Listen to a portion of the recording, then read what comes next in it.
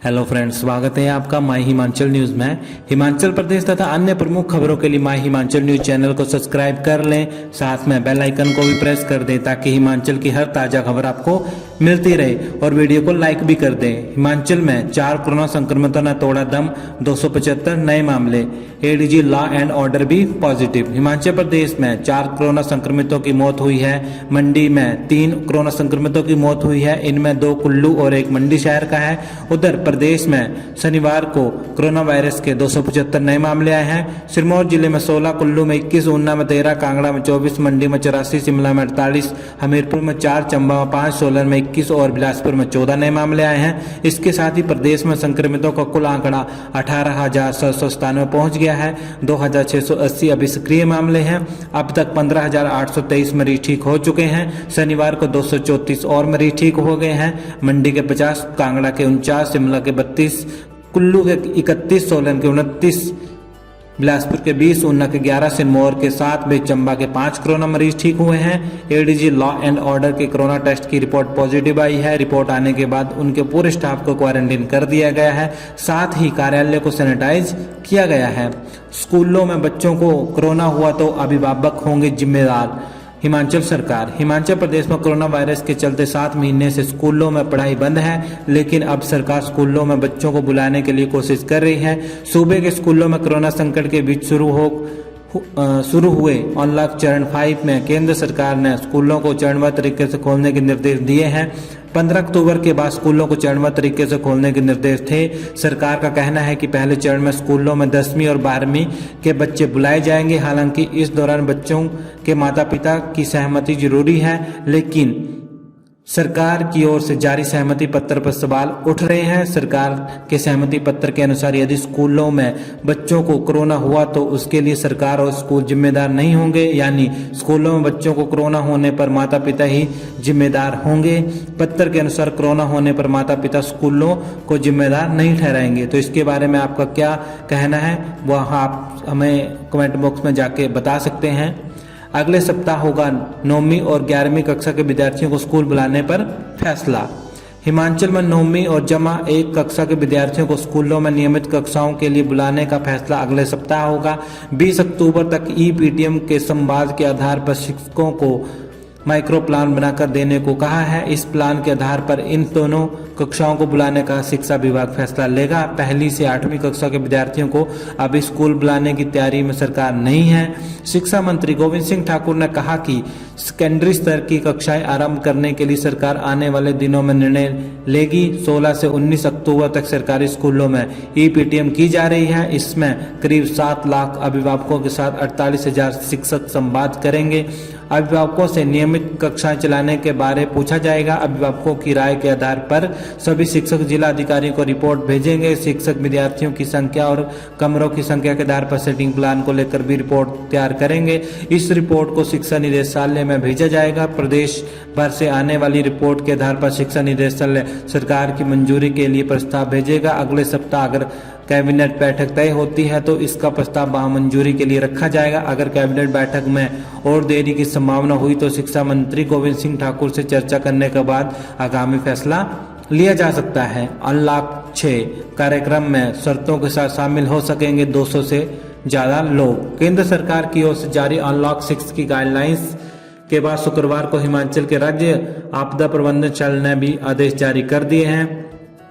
नए आदेशों के तहत प्रदेश भर में कुछ शर्तों के साथ सामाजिक, शैक्षिक, खेल, मनोरंजन, सांस्कृतिक, धार्मिक, राजनीतिक और अन्य तरह के कार्यक्रमों को मंजूरी दे दी है।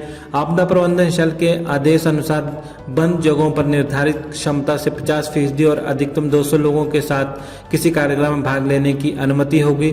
खुले स्थानों पर जगह की क्षमता के अनुसार 200 लोगों से ज्यादा लोग आ सकेंगे। आदेश में कुछ प्रशासनिक जरूरतों को पूरा करने की सलाह भी दी गई है। कार्यक्रम स्थल पर के आसपास थर्मल स्क्रीनिंग, सामाजिक दूरी व सैनिटाइजेशन की व्यवस्था होनी चाहिए। कई दिनों या हफ्तों चलने वाले कार्यक्रमों के दौरान उस समय को चिन्हित करना होगा जब भीड़ ज्यादा होती है, ताकि उस समय भीड़ को नियंत्रित कर सामाजिक दूरी और लगातार सैनिटाइजेशन सुनिश्चित किया जा सके। Rapid antigen corona virus test kit fail, संक्रमित लोग भी जांच में पाए गए नेगेटिव। प्रदेश में कोरोना वायरस की रैपिड एंटीजन कोरोना टेस्ट की फेल हो गई है। इसके परिणाम सही नहीं पाए गए हैं। इसी सप्ताह नई किट की खेप हिमाचल के विभिन्न अस्पतालों में पहुंचाई थी। अब कई सीएमओ कार्यालय की ओर से इसकी शिकायत स्वास्थ्य विभाग को की गई है। इसके बाद सप्लाई करने वाली कंपनी की प्रामाणिकता पर सवाल उठ गया है। इस किट से रोजाना हजारों टेस्ट हो रहे थे। इसमें कई लोग जो पॉजिटिव होते हुए इस परीक्षण में नेगेटिव पाए गए और उनके परिवार अब संकट में आ गए हैं। प्रदेश में रैपिड एंटीजन किट के फेल होने पर का प्रमाण ऊना समेत कई जिलों में मिला है। अब तक ऊना समेत हिमाचल के 4 सीएमओ कार्यालयों की ओर से स्वास्थ्य विभाग को इस संबंध में पत्र भेजा है और नई किट जल्द भेजने के लिए भी कहा गया है। 17 साल पहले लगे मीटर का एक्स्ट्रा सिक्योरिटी फीस मांग रहा है बिजली विभाग। 7,000 उपभोक्ताओं को नोटिस।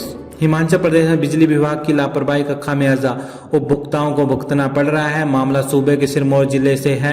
यहां 17 साल बाद अब विभाग ने अतिरिक्त सिक्योरिटी शुल्क के लिए 7,000 उपभोक्ताओं को नोटिस भेजे हैं। दरअसल कोरोना काल में जहां लोग आर्थिक संकट से जूझ रहे हैं, वहीं बिजली विभाग ने शहर के 7,000 उपभोक्ताओं को बढ़े हुए सिक्योरिटी शुल्क को वसूलने के लिए नोटिस जारी किए हैं। ऐसे में फैसले पर सवाल उठना तो लाजमी है। शिक्षा विभाग ने मुख्यमंत्री, मंत्री व सचिव से सीधे पत्राचार पर लगाई रोक। शिक्षा विभाग ने शिक्षकों से लेकर गैर शिक्षक कर्मचारियों के राज्यपाल, मुख्यमंत्री, कैबिनेट मंत्री से लेकर सचिव स्तर के अधिकारियों के साथ सीधे पत्राचार करने पर रोक लगा दी है। इस संबंध में निदेशालय उच्चतर शिक्षा डॉक्टर अमरजीत शर्मा ने आदेश जारी कर दिए हैं। इसमें कहा गया है कि यदि वे किसी तरह का पत्राचार करना चाहते हैं तो इसके लिए उन्हें विभागीय प्रक्रिया को अपनाना होगा। अपने वरिष्ठ अधिकारियों और निदेशालय के ध्यान में मामले को लाना होगा। यदि कोई शिक्षक या गैर शिक्षक निदेशालय और वरिष्ठ अधिकारियों को दरकिनार कर अपने स्तर पर ही राज्य सरकार के साथ पत्राचार करता है तो उनके खिलाफ विभागीय कार्रवाई अमल में लाई जाएगी। इन आदेश से स्पष्ट किया गया है कि किसी भी तरह के पत्राचार करने से पहले उन्हें अपना विभाग के आला अधिकारियों के ध्यान में मामला लाना होगा। आदेशों में केंद्र के नियमों का हवाला दिया गया है। इस आदेश के बाद सीएम और मंत्रियों से मिलने सचिवालय पहुंच रहे शिक्षकों पर भी शिकंजा कस दिया गया है। टेट में कोरोना पॉजिटिव रहे अभ्यर्थी अब बिना आवेदन दे सकेंगे परीक्षा। स्कूल शिक्षा बोर्ड की ओर से अगस्त-सितंबर 2020 में ली गई अध्यापक पात्रता परीक्षा यानी कि टेट के दौरान कोरोना पॉजिटिव रहे अभ्यर्थी दिसंबर में होने वाली परीक्षा बिना आवेदन दे सकेंगे। इसके लिए अभ्यर्थियों को अपनी कोरोना पॉजिटिव रिपोर्ट बोर्ड प्रबंधन के समक्ष प्रस्तुत करनी होगी। वही परीक्षा के दौरान कोरोना पॉजिटिव केस आने के बाद कंटेनमेंट जोन बने क्षेत्रों से संबंधित अभ्यर्थियों को भी बिना आवेदन परीक्षा देने का मौका मिलेगा। स्कूल शिक्षा बोर्ड ने अगस्त-सितंबर 2020 में 8 विषयों की अध्यापक पात्रता परीक्षा यानी कि टेट ली थी। इस दौरान कोविड-19 के कारण जहां कुछ अभ्यर्थी कोरोना पॉजिटिव थे तो वहीं कुछ कंटेनमेंट जोन होने के कारण परीक्षा नहीं दे पाए थे। ऐसे अभ्यर्थियों को बोर्ड दिसंबर माह में होने वाले टेट में बिना आवेदन के मौका देगा। अंतिम निर्णय पर निर्भर करेगी मल्टीपर्पज वर्करों की नियुक्ति। हाईकोर्ट। हिमाचल हाईकोर्ट ने जल शक्ति विभाग के मल्टीपर्पज वर्करों की नियुक्ति प्रक्रिया को चुनौती देने वाली याचिका में स्पष्ट किया है कि इन वर्करों का चयन याचिका के अंतिम निर्णय पर निर्भर करेगा। राज्य सरकार को इस मामले में याचिका का जवाब दाखिल करने के आदेश दिए गए हैं। मामले पर सुनवाई 27 नवंबर को होगी। न्यायाधीश तरलोक सिंह चौहान और न्यायाधीश ज्योत्सना रिवाल दुआ की खंडपीठ ने दीपक कुमार और अन्यों की दायर याचिका में प्रारंभिक सुनवाई के पश्चात ये आदेश पारित किए हैं। याचिका में दिए तथ्यों के अनुसार राज्य सरकार ने para fitter, para pump operator, multipurpose वर्करों के पदों को भरने के लिए साक्षात्कार लिए थे। पैरा फिटर और पैरा पंप ऑपरेटर के पदों को भरने के लिए बीपीआर श्रेणी को एक अतिरिक्त अंक देने का निर्णय लिया गया था, जबकि मल्टीपर्पज वर्कर के लिए बीपीआर श्रेणी के उम्मीदवारों को यह प्रावधान नहीं रखा गया था। प्रार्थियों का कहना है कि ऐसा कर राज्य सरकार ने मल्टीपर्पज पदों को भरने के लिए बीपीआर श्रेणी के उम्मीदवारों के साथ भेदभाव किया है। तो वीडियो को लाइक कर दीजिएगा, चैनल को सब्सक्राइब कर दीजिए, उसके साथ बेल आइकन को भी प्रेस कर दीजिएगा।